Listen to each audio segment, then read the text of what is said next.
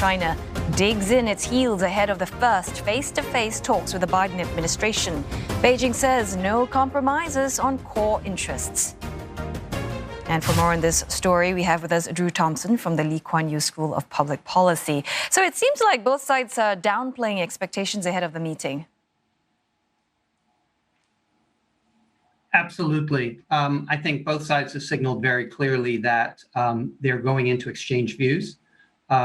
The concern is that they're really just going to exchange laundry lists of complaints about the other.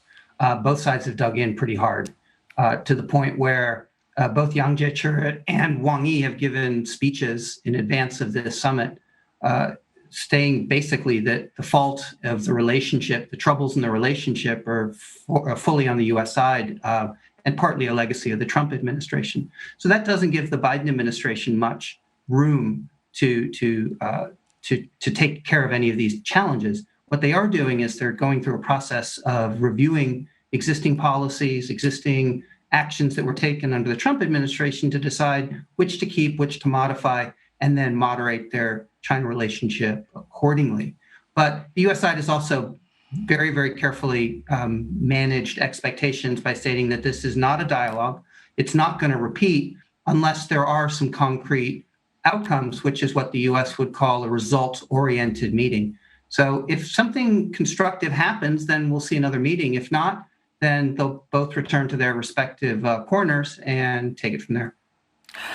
Assuming that there will be this laundry list of complaints from perhaps both sides, Drew, what do you think will be the top priority for them going into these talks?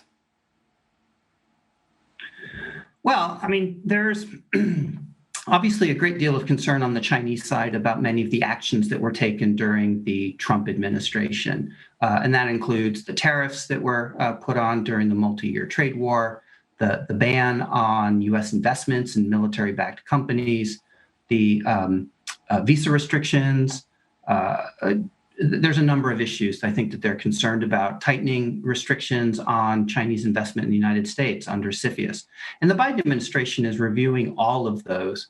And I think, obviously, the Biden administration has serious concerns about some of the developments that are taking place within China, whether that's Xinjiang or Hong Kong. And of course, Chinese side has made it very clear that that's not something they're willing to discuss. But perhaps they're willing to at least listen. Also, can't help but notice, these meetings are scheduled immediately after top-level discussions with Japan and South Korea. Why? Well, clearly that's by design. The Biden administration has made clear that strengthening the alliances, the multilateral institutions, the international system is very much a priority. So engaging with those allies is a key step for the administration. And I think they've done quite well, bringing them together, having constructive outcomes. The meeting with Japan, India, and Australia certainly was very constructive with solid announcements about how they would deal with technology, climate change, and of course, a very dramatic commitment to deliver 1 billion COVID vaccination doses to Southeast Asia and the Pacific Islands.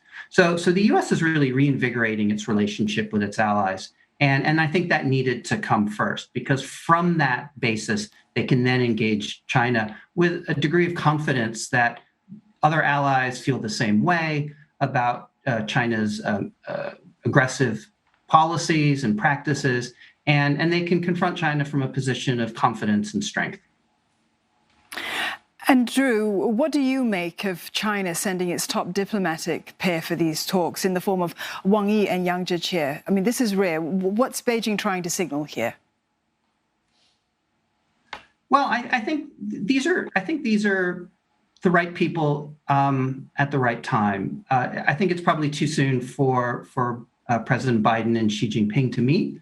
It's really incumbent on the two systems, the two staffs of those presidents to work through some of these issues before you have a constructive head of state summit meeting.